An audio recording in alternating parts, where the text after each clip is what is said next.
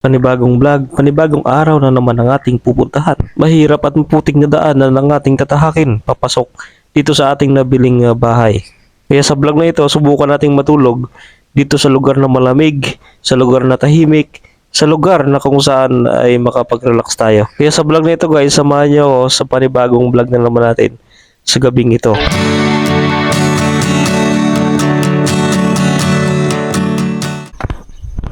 Yun mga ka-best friend, at susubukan na namin yung ating Rosy Chariot dito sa may maputikan at malubak na daanan.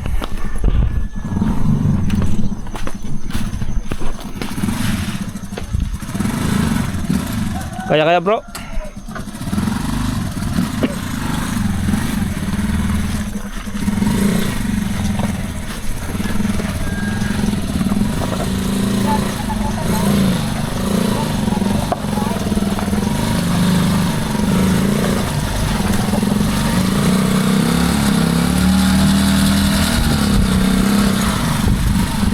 Alam niyo na kasi yung ano eh.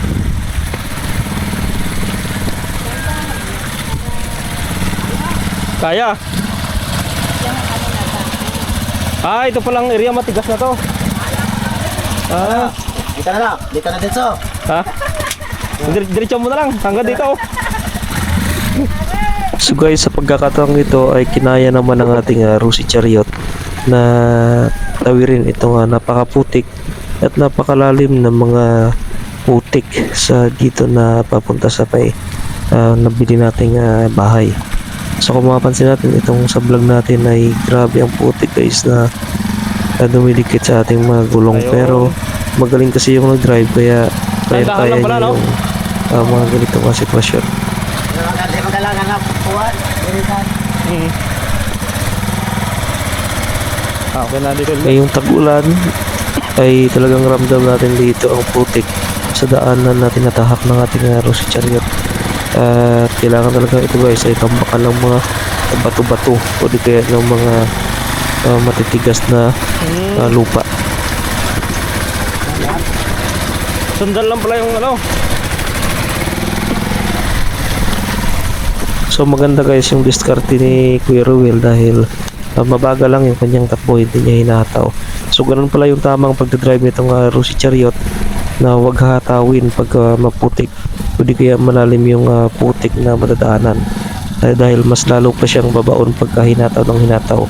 So yung style niya ay medyo alalay lang ang kanyang pagpapatakbo. Yun lang pala diskarte doon. Huwag lang bibiglayin pala no? Oo, dandahan. Dandahan lang. Hindi mo na binaba yung lugir? Hindi na. Hindi na kailangan. Hindi na kailangan? Oo. Kayang-kaya naman oh. Kaya. Kala ko hindi ka kaya rin. So yun mga ka-best friend no, andito na yung ating chariot. So tinarada natin dito sa harap ng bahay na nabili natin. So yun, dito tayo dadaan sa gilid kasi yung daanan o yung pintuan dun sa harap ay nakalock pa siya. So ito yung bubuksan natin. Yan. So wala pa tayong ilaw. Maglalagay pa tayo ng ilaw dito guys. Yan. So kailangan natin ng kutsilyo para nito. Dahil nakaano siya, nakaungkob yung lock. Yan. So sungkitin natin ng ito.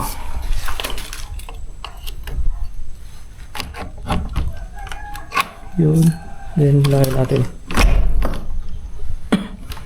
Ayun, nakaano siya. Nakaungkob siya. Yun, buksan na. So yung bahay na to guys ay may dalawang kwarto. Ito yung isang kwarto niya. Yan. Ito po yung isang kwarto niya. Then ito yung isa pa. So medyo malaki itong dito na kwarto. Yan o. At dito naman yung pinaka salasala o yung dining area, no? Andito naman yung ano niya, lababo. Yung saingan ng kahoy. Yan. Dito.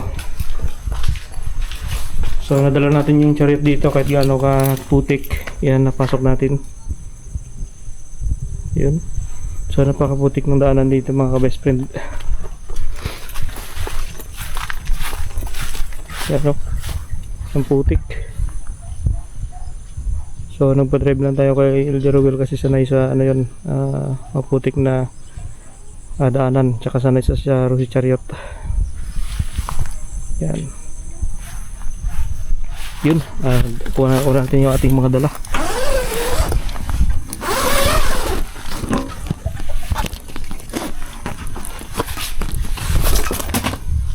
Yun, so meron tayong tubig. Yan, meron tayong gasol. So, kunin natin guys. So yun guys, nakapag-set up na tayo dito. At meron na tayo dito nga tinayong tent. Yan. Ito po yung tent na nilagay natin. So ito yung ginagamit natin dun sa bundok. Yun, so ano ito? Nasa capacity of 2 person itong tent na to. Then meron tayong dalang gasol, tubig. Yan. Tsaka gasolito. Then meron tayong dalang kaldero. Kaya nga lang wala tayong dalang baso. So meron din tayong dalang bigas, no? So yan, mga kape.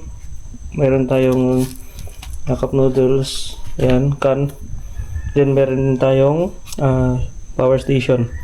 Yan yung ating gagamitin ngayong gabi. First time makatulog tayo dito sa area na to dito. So yun, ang hindi pa gaano madilim sa labas. Yan. Nasa alas 6:30 pa lang. So yun mga ka-best friend, no. At mamaya doon tayo matutulog sa tent. So yun guys, so magluluto na tayo ng ating ulam, no. So meron tayong dinalang cup noodles at corn beef. Corn beef. So lutuin mo natin mga ka-best friend. So medyo inabot tayo ng dilim. So napakalamig talaga dito sa Cagayan. So napakalamig talaga dito guys.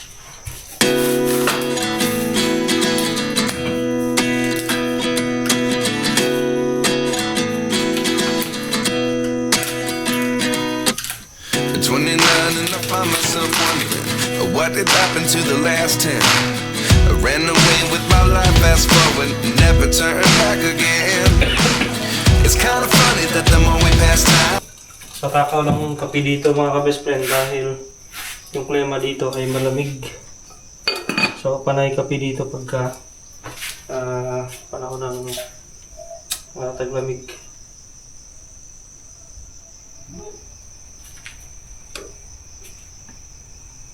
Yun.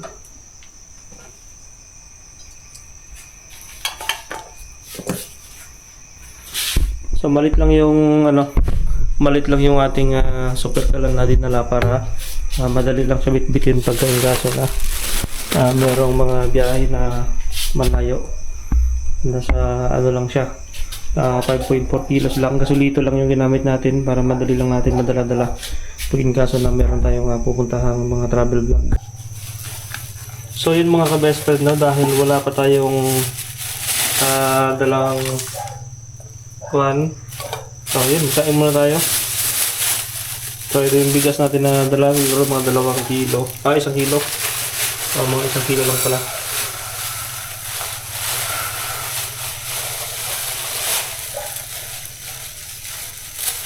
So ito lang yung nadala natin dahil tayo lang naman dito.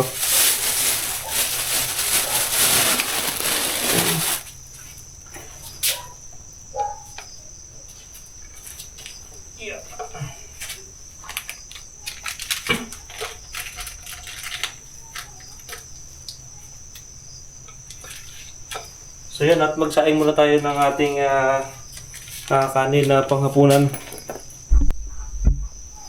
So yun mga tol, at saing tayo. So ito na yung ating sinaing. Sakto lang yung tubig.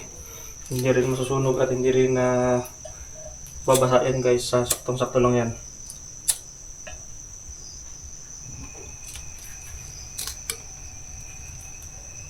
Yun, sakto na din yung ating apoy para hindi masunog yung ating sinaing. So yun, sakto lang yan guys. No? So napakalamig talaga dito sa Piña Blanca. Grabe. napakalamig at halos parang ramdam ko dito yung lamig talagang nanonood sa mga kalamnan dito guys. Super lamig talaga. Parang nasa Baguio ka na talaga dito pag nandito ka. So alas 7 na ng gabi. So ganito yung sitwasyon dito. Ang marinig lang natin dito ay tahol ng aso at huni ng mga gangis. Ito yung mga tumutunog na mga nasa damuhan. So yan lang ang marinig natin dito. Very peaceful talaga yung lugar dito guys.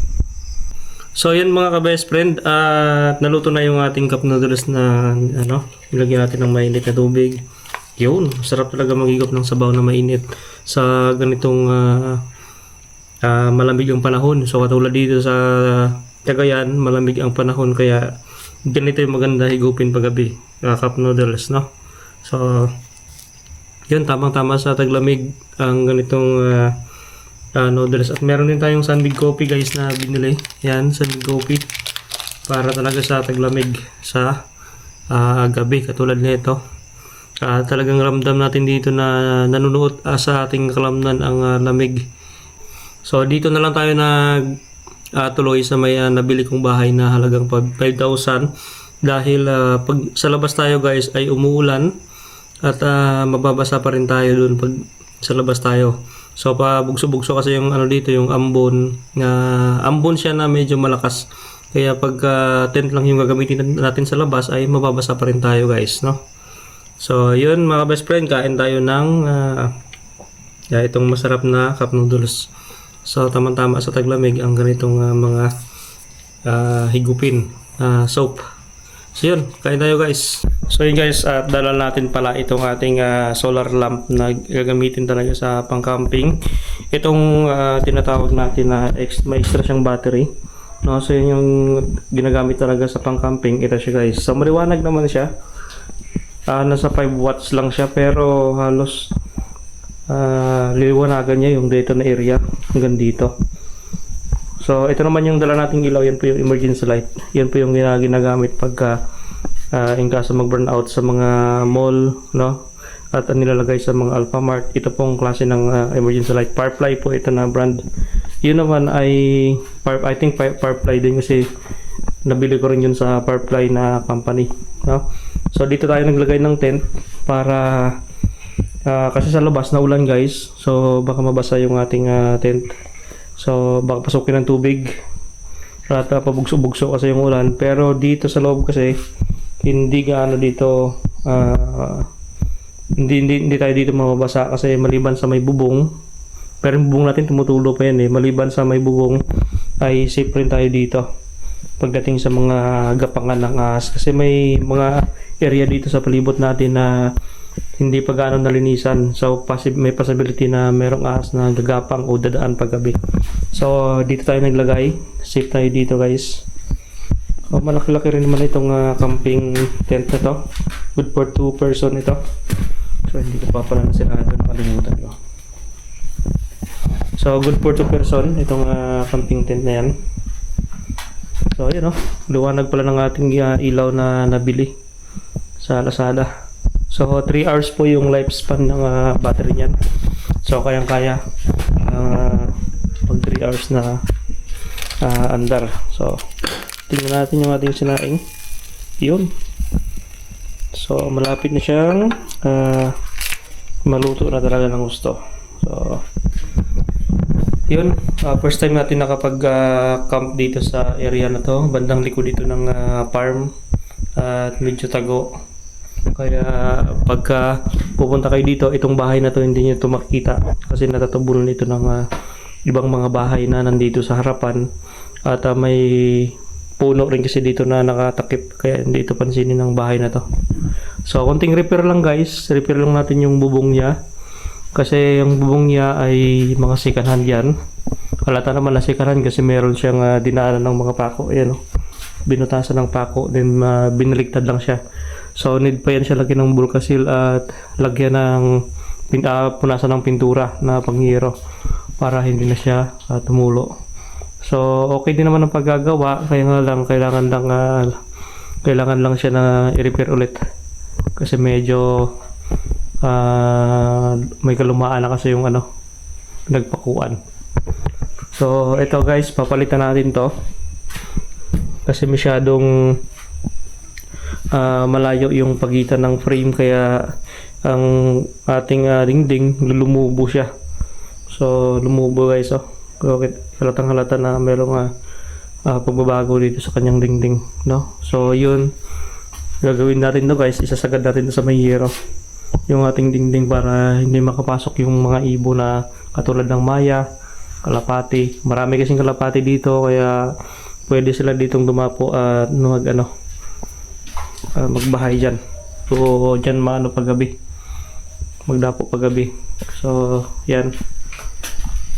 So mamaya guys, kakain na rin tayo sa pagluto nitong ating sinaing. So yun na guys, at nakapagluto na tayo ng kanin at meron tayong ulam.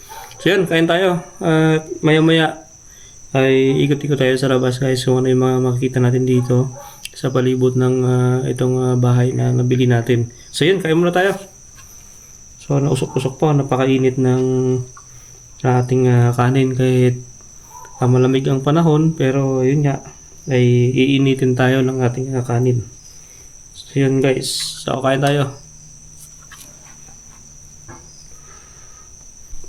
So napakasarap talagang ulam itong tuna flakes. So bukas ng umaga guys, panibagong vlog na naman yun. So subaybayan nyo lang ang bukas ng umaga kung ano yung mga activities natin, kasi ang plano natin talaga dito ay linisan itong palibot ng bahay na to na nabili natin.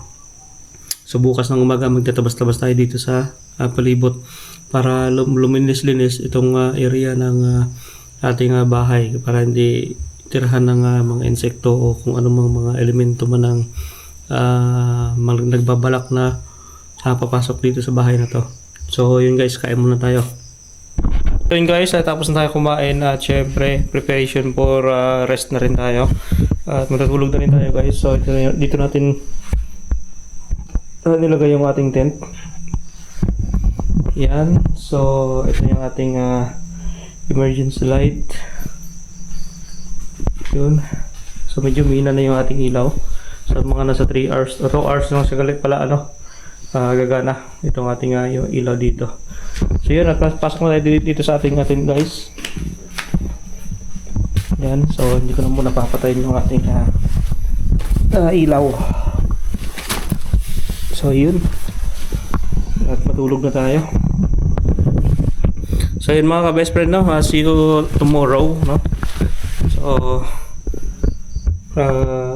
bukas naman guys, pagising natin ng umaga at mag-vlog na naman tayo, next episode na naman to. So yun, thank you for watching. So nandito tayo ngayon sa farm at ang lamig dito guys. So yun, thank you guys.